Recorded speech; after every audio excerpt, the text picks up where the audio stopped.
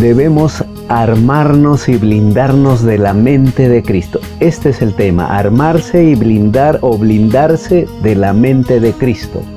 Primera de Pedro capítulo 4, versículo del 1 al 6.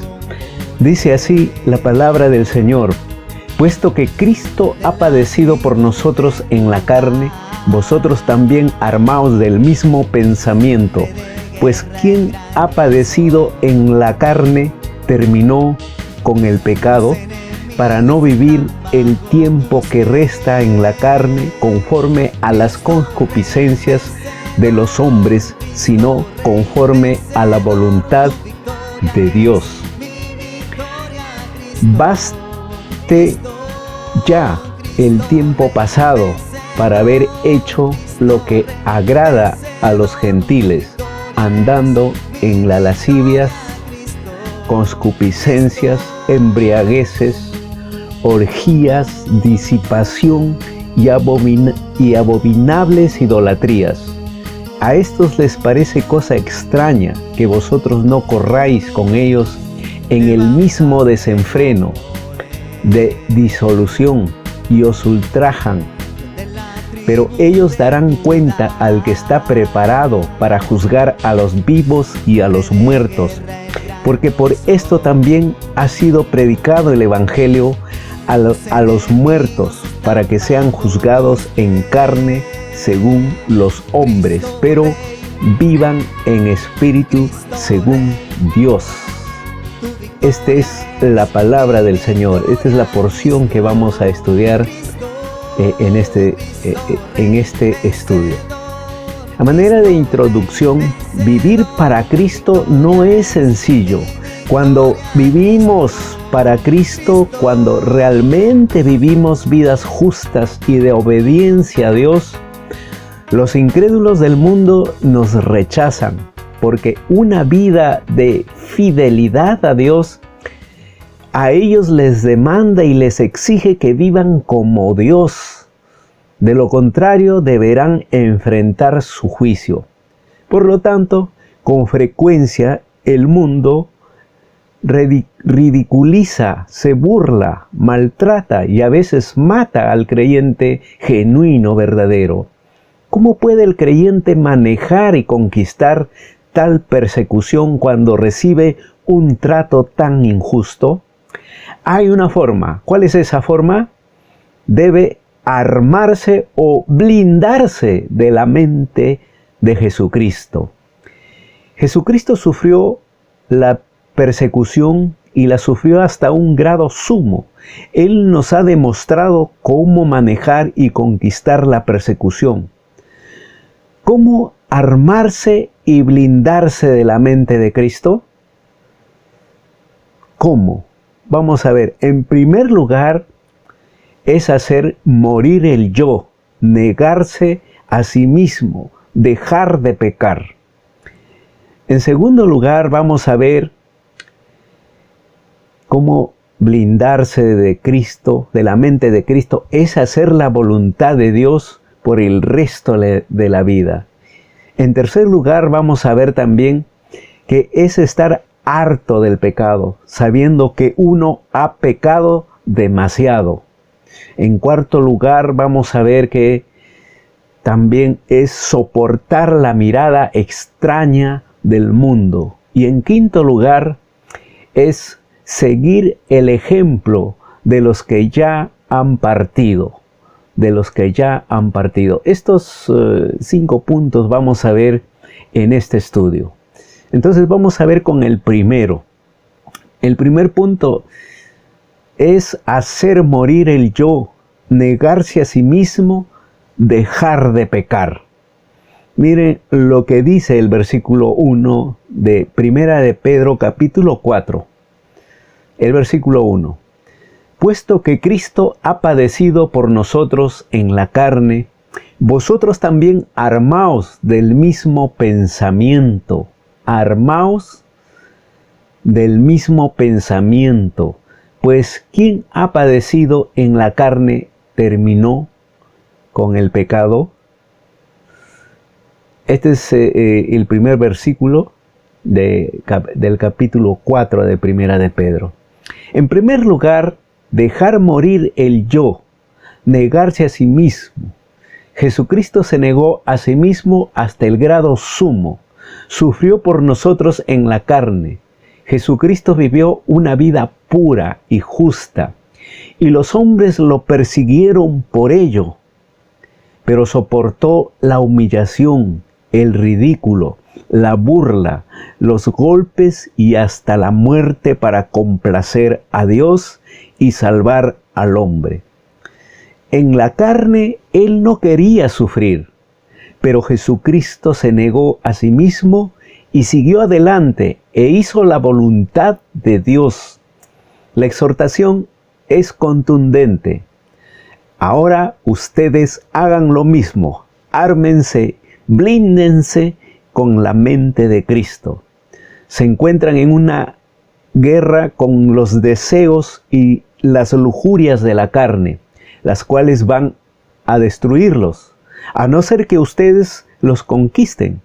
Por lo tanto, deben armarse, blindarse, deben colocarse la armadura que nos protegerá. ¿Cuál es esa armadura?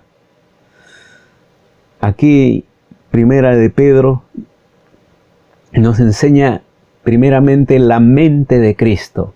La misma mente que liberó y salvó a Cristo, Cristo colocó su mente y pensamientos en la justicia y la salvación. Por lo tanto, Cristo se entregó por completo, se negó a sí mismo y sufrió por nosotros. Nosotros, tú y yo, debemos hacer lo mismo. Debemos negarnos a los deseos de la carne a fin de agradar a Dios y salvar a los hombres. Podemos conquistar la carne y sus deseos armándonos y blindándonos con la mente de Cristo. Armándonos o blindándonos con la mente de Cristo. Noten otro hecho significativo. La persona que sufre en la carne, dice, ¿no?, terminó con el pecado. ¿Qué significa esto? Cuando el mundo nos persigue, no queremos sufrir y cargar con el juicio del ridículo, la burla y el maltrato de los hombres. Ahora bien, si cedemos a los deseos de la carne y seguimos adelante con el mundo, pecamos y vamos directo a la perdición. Pero si nos armamos o blindamos con la mente de Cristo, negamos nuestros deseos carnales y sufrimos por Cristo y por la salvación de los hombres, entonces nos negamos al pecado. Noten esto, cuando más sufre una persona por Cristo, más cerca está de Él. Y cuando más cerca está de Cristo, más pierden su atractivo y poder sobre ella los deseos y la lujuria de la carne, pecado. Más, cada vez te acercas más a Cristo, cada vez más vas a fortalecerte. Romanos capítulo 6, versículo del 2 al 3 dice, en ninguna manera, porque los que hemos muerto al pecado, ¿cómo viviremos aún en él? ¿O no sabéis que todos los que hemos sido bautizados en Cristo Jesús, hemos sido bautizados en su muerte? Porque somos sepultados juntamente con Él para muerte por el bautismo, a fin de que como Cristo resucitó de los muertos por la gloria del Padre, así también nosotros andemos en vida nueva. También nosotros andemos en vida nueva. Gálatas 2:20 dice, con Cristo estoy juntamente crucificado, y ya no vivo yo, mas vive Cristo en mí. Y lo que ahora vivo en la carne, lo vivo en la fe del Hijo de Dios, el cual me amó y se entregó a sí mismo por mí. Ya no vivo yo, mas Cristo vive en mí. Gálatas 5:24 también dice, pero los que son de Cristo han crucificado la carne con sus pasiones y deseos. ¿Ven? Tú y yo hemos crucificado nuestros deseos y nuestras pasiones en la cruz. Vamos a pasar al segundo punto. El segundo punto es hacer la voluntad de Dios por el resto de la vida. Hacer la voluntad de Dios por el resto de la vida. Primera de Pedro 4:2 dice así: para no vivir el tiempo que resta en la carne conforme a las concupiscencias de los hombres, sino conforme a la voluntad de Dios. Conforme a la voluntad de Dios. Eso es lo que dice la palabra aquí. En segundo lugar, entonces significa hacer la voluntad de Dios, cumplirla por el resto de nuestros días. Note que la frase las concupiscencias de los hombres está en plural, ¿no? Está en plural. Es la figura del creyente tironeado por diferentes personas o grupos. El creyente es tironeado para vivir como vive el mundo, cumpliendo los deseos y la lujuria de la carne. Es tironeado. Y cumplir estos deseos del mundo y la carne, como tener muchas casas, muchas posesiones, tomar, tener sexo, riqueza, reconocimiento, estimulación, excitación y muchas otras cosas que el mundo ofrece o quiere atraer. Sentir lujuria por estas cosas no es la voluntad de Dios. La voluntad de Dios es que los creyentes vivan vidas puras y justas y que se centren en proclamar el evangelio de la vida eterna a un mundo perdido y agonizante. Note aquí en las Escrituras, han comprometido el resto de sus días a la voluntad de Dios. Esto es lo que significa la mente de Cristo.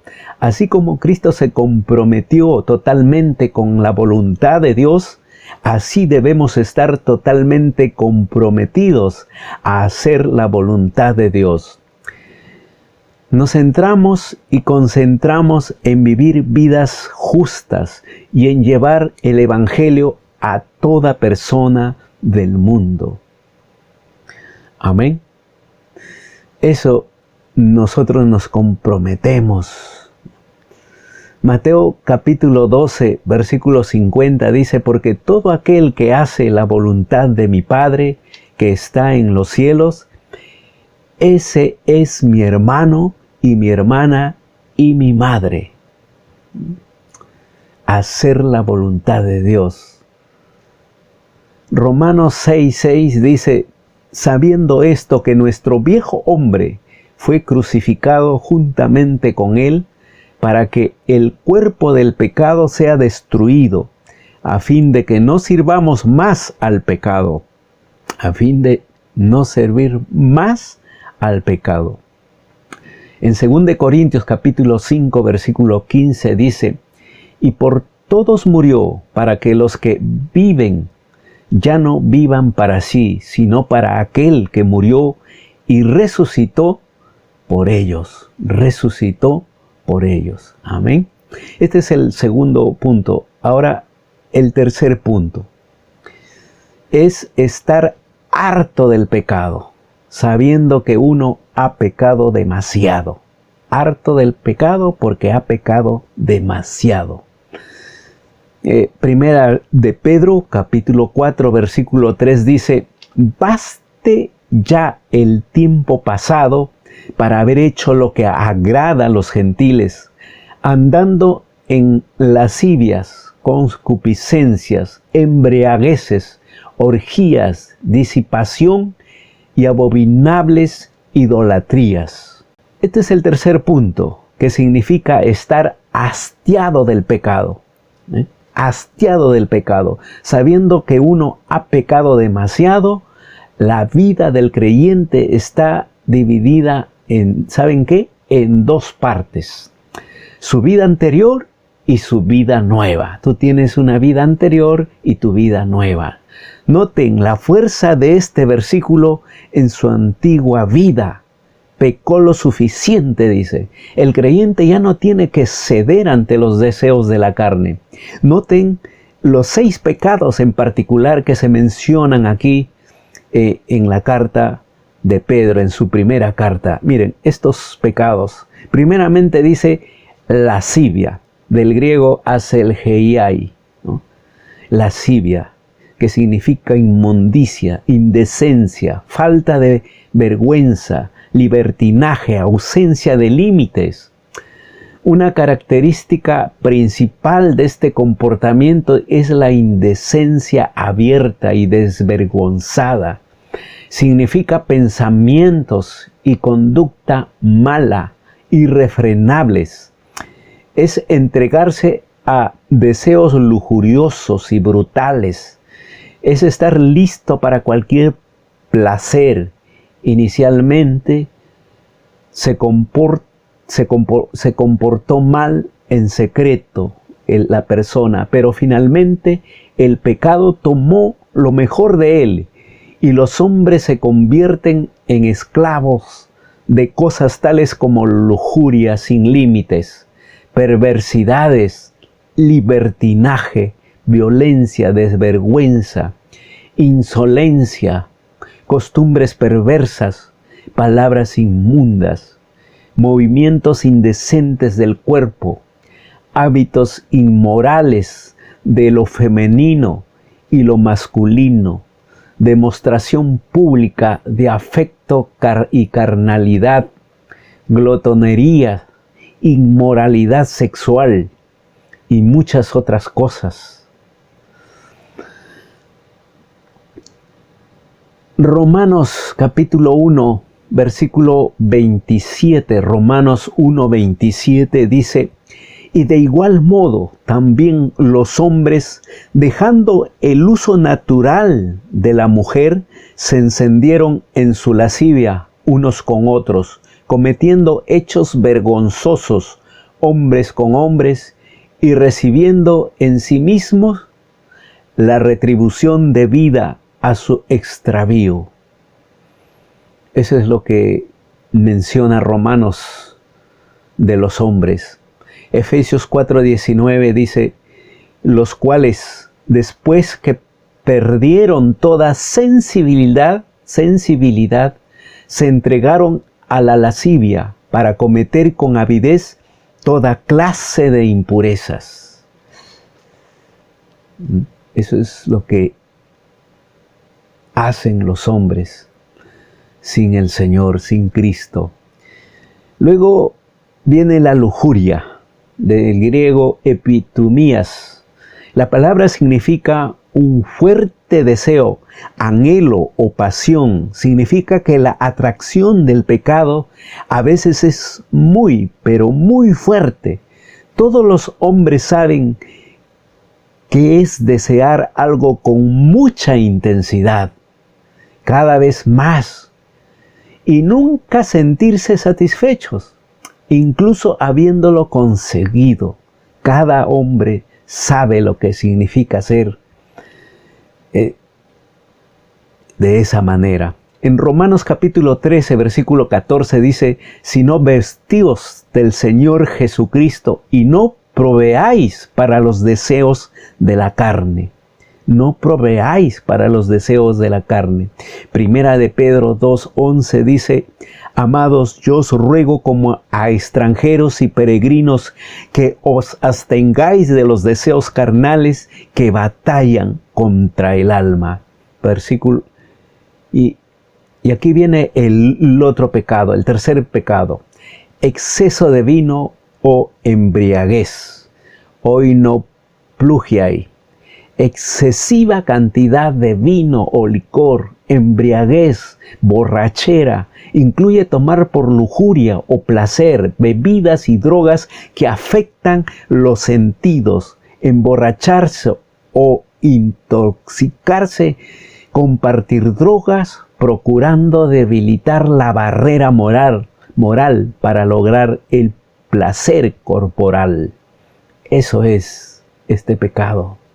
En Lucas 21:34 dice: mirad también por vosotros mismos, que vuestros corazones no se carguen de glotonería y embriaguez y de los afanes de esta vida, y venga de repente sobre vosotros aquel día.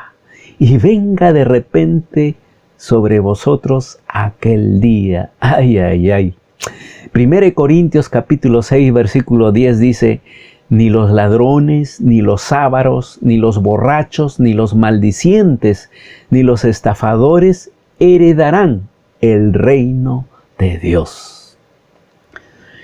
Vamos a ver el otro pecado, el cuarto pecado que se menciona aquí: orgías, comois, ir de parranda, licencia incontrolada, indulgencia y placer, formar parte de fiestas raras o de fiestas de bebida u orgías, andar por la vida alimentando la lascivia de la carne. En este tiempo esas fiestas semáforo, ¿verdad? En 1 de Pedro 4:3 dice: basta ya el tiempo pasado para haber hecho lo que agrada a los gentiles, andando en lascivias, concupiscencias, embriagueces, orgías, disipación y abominables idolatrías. Gálatas capítulo 5, versículo 21 dice: envidias, homicidios, borracheras, orgías y cosas semejantes a estas, acerca de las cuales os amonesto, como ya os lo he dicho antes, que los que practican tales cosas no heredarán el reino de Dios. No heredarán el reino de Dios. Y aquí viene el quinto pecado que se menciona aquí: disipación, potoi, ¿no? En las que se festeja y se bebe hasta emborracharse. Eso significa. Romanos 13:13 dice: andemos como de día, honestamente, no en glotonerías y borracheras, no en lujurias y lascivias, no en contiendas y envidia. Primera de Tesalonicenses capítulo 5 versículo 7 dice: pues los que duermen, de noche duermen, y los que se embriagan, de noche se embriagan. El emborracharse hasta ya no más, ¿no? Aquí viene el sexto pecado: idolatría, abominables, atemidois o idolatriais. Se refiere a la adoración a los ídolos, ya sean ídolos mentales o realizados por manos de hombre. La adoración de alguna idea acerca de cómo es Dios, de una imagen de Dios dentro de la mente de una persona. Hace referencia a entregar la devoción máxima y suprema, tiempo y energía a otra cosa que no sea Dios. A eso se refiere esta idolatría. Efesios 5:5 dice: porque sabéis esto, que ningún fornicario o inmundo o avaro que es idólatra tiene herencia en el reino de Cristo y de Dios. Apocalipsis 21:8 dice también así: pero los cobardes e incrédulos, los abominables y homicidas, los fornicarios y hechiceros, los idólatras y todos los mentirosos tendrán su parte en el lago que arde con fuego y azufre, que es la muerte segunda. Seguimos en Apocalipsis capítulo 22, versículo 15. Mas los perros estarán fuera, y los hechiceros, los fornicarios, los homicidas, los idólatras y todo aquel que ama y hace mentira. Y pasamos al cuarto punto: es soportar la mirada extraña del mundo. Soportar la mirada extraña del mundo. Primera de Pedro 4, versículo del 4 al 5 dice: a estos les parece cosa extraña que vosotros no corráis con ellos en el mismo desenfreno de disolución y os ultrajan. Pero ellos darán cuenta al que está preparado para juzgar a los vivos y a los muertos. Significa soportar la mirada extraña del mundo. Este hecho es fácil de comprender y los creyentes lo experimentan con frecuencia. Los mundanos, los que no tienen a Cristo, simplemente no pueden comprender por qué un creyente genuino, verdadero, se separa del mundo y no participa de sus placeres y de obtener todas las posesiones que pueda. Se sorprenden. También porque un creyente genuino, verdadero, da todo lo que es y tiene para difundir el Evangelio alrededor del mundo y satisfacer las necesidades apremiantes del mundo. Es la salvación, el Evangelio, las buenas nuevas. Esto es particularmente cierto. Si el creyente participó en los placeres y las costumbres del mundo antes de su conversión, una vez convertido y cuando comienza a alejarse de su antigua vida, sus relaciones anteriores comienzan a mirarlo como a una criatura extraña y con frecuencia empiezan a hablar mal de él.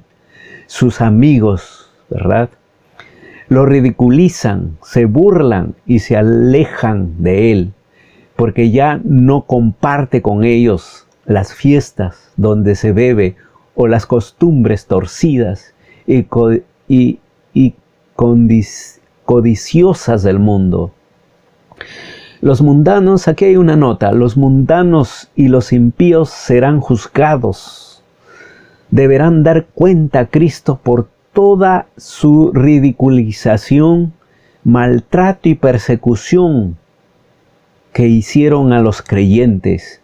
Y las Escrituras son claras. Cristo está preparado para juzgar tanto a los vivos como a los muertos. Amén. Tanto a los vivos como a los muertos. Mateo 25:32 dice: y serán reunidas delante de él todas las naciones, y apartará los unos de los otros, como aparta el pastor las ovejas de los cabritos. Apocalipsis 22:12 dice: he aquí, yo vengo pronto, y mi galardón conmigo, para recompensar a cada uno según sea su obra. Según sea su obra. Amén. Y el quinto punto es esto: es seguir el ejemplo de los que ya han partido. Seguir el ejemplo de los que ya han partido. Primera de Pedro 4:6 dice: porque por esto también ha sido predicado el Evangelio a los muertos, para que sean juzgados en carne según los hombres, pero vivan en espíritu según Dios. Según Dios. Entonces, este es el último punto que significa seguir el ejemplo de los creyentes que ya han partido. Dios juzgará al mundo. Note que el Evangelio fue predicado a los creyentes que ya han fallecido. El Evangelio fue predicado para juzgarlos mientras todavía eran hombres en la carne. Fue predicado para convencerlos de pecado, justicia y juicio. ¿Eh? Todos los que han partido se les ha predicado el Evangelio. El Evangelio fue predicado también para darles vida, una vida espiritual, una vida exactamente como la de Dios, una vida con el poder de vivir en el Espíritu para siempre, de vivir tal como lo hace Dios, una vida que es eterna como la vida de Dios. La cuestión es esta: los creyentes que han partido oyeron el Evangelio y lo aceptaron, por lo tanto escaparán del juicio por venir. Ahora viven con Dios, poseyendo la vida misma de Dios, que es vida eterna. Viviremos con Dios por siempre y para siempre, tal como los que han partido y ahora viven en su presencia. Hemos presenciado la partida de varios de nuestros hermanos y hermanas, ¿verdad? Y ahí vamos nosotros también. Juan 5:24 dice: de cierto os digo, el que oye mi palabra y crea al que me envió, tiene vida eterna, y no vendrá condenación, mas ha pasado de muerte a vida. Segunda de Corintios 4:11 dice así: porque nosotros que vivimos siempre estamos entregados a muerte por causa de Jesús, para que también la vida de Jesús se manifieste en nuestra carne mortal, en nuestra carne mortal. Filipenses 1:21 dice: porque para mí el vivir es Cristo y el morir es ganancia. Bien, hermanos, entonces terminamos este estudio, terminamos este tema.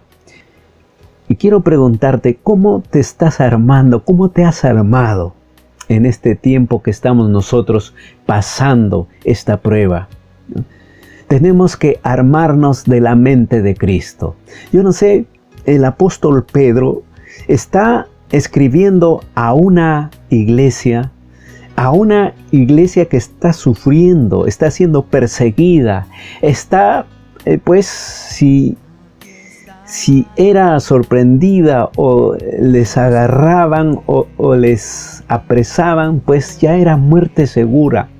Pero Pedro, en medio de su sufrimiento, les escribe. No les escribe que cuídense del gobierno o del emperador, cuídense de todos los detractores. No les está diciendo eso, o cómo cuidarse en ese tiempo, cómo camuflarse, cómo hacer lugares de escondite. No les está diciendo eso Pedro a la iglesia que está sufriendo en ese tiempo, sino les está enseñando. ¿Ven? Les está enseñando, y Él aprovecha en enseñarles. Nosotros, tú y yo, debemos nosotros aprender en este tiempo de prueba, en este tiempo de sufrimiento, en este tiempo de cambio. Ha habido un cambio así radical.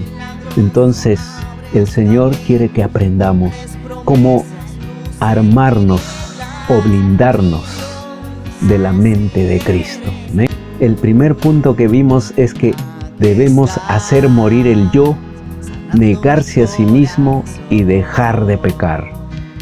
De esa manera nos estamos armando de la mente de Cristo. El segundo punto que vimos es hacer la voluntad de Dios por el resto de la vida. Amén. Hacer la voluntad de Dios por el resto de la vida. Esa es la mente de Cristo también. Es estar harto también del pecado. En tercer lugar, sabiendo que uno ha pecado demasiado. En cuarto lugar, es soportar la mirada extraña del mundo. Soportar la mirada extraña del mundo. En quinto lugar, es seguir el ejemplo de los que ya han partido. Amén. Vamos a orar entonces, hermanos, y apliquemos lo que hoy hemos aprendido en este estudio. Padre nuestro, te damos gracias, Señor. Gracias por tu palabra. Tu palabra no vuelve a ti vacía. Gracias, Señor, porque en medio de esta prueba, en medio de esta pandemia, nosotros estamos aprendiendo. Tal vez no cómo defendernos de este enemigo que no lo vemos, sino más bien estamos aprendiendo de tu palabra. Porque, Señor, sabemos que tú nos proteges, tú nos guardas, Gracias, Señor. Gracias, bendito Dios.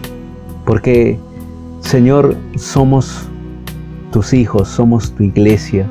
Y tú tienes el cuidado de cada uno de nosotros. Tú tienes el cuidado, tú tienes el control de cada uno de nosotros y de tu iglesia. Y te damos gracias, Señor. Gracias. Ahora en este tiempo, que tal vez algunos de nosotros ya no tiene tanto tiempo, pero de todas maneras, mientras no estamos yendo a los locales a reunirnos presencialmente, nosotros estamos aprendiendo mediante estos medios. Gracias, Señor, y te pido que quites toda oposición y que la palabra llegue a cada uno de tus hijos. Yo sé que hay mucha palabra, pero te pido que tú les ayudes a tus hijos para que puedan ellos tomar y aprender, tratando de escudriñar las Escrituras, y que sean como los de Berea, que escudriñaban las Escrituras para hacer verdad. Oh Señor, ayúdanos, ayuda a tus hijos para poder solamente comer las cosas buenas, tu palabra, y fortalecernos así espiritualmente. Gracias, Señor, en el nombre de Cristo Jesús. Amén y amén. Que Dios les bendiga.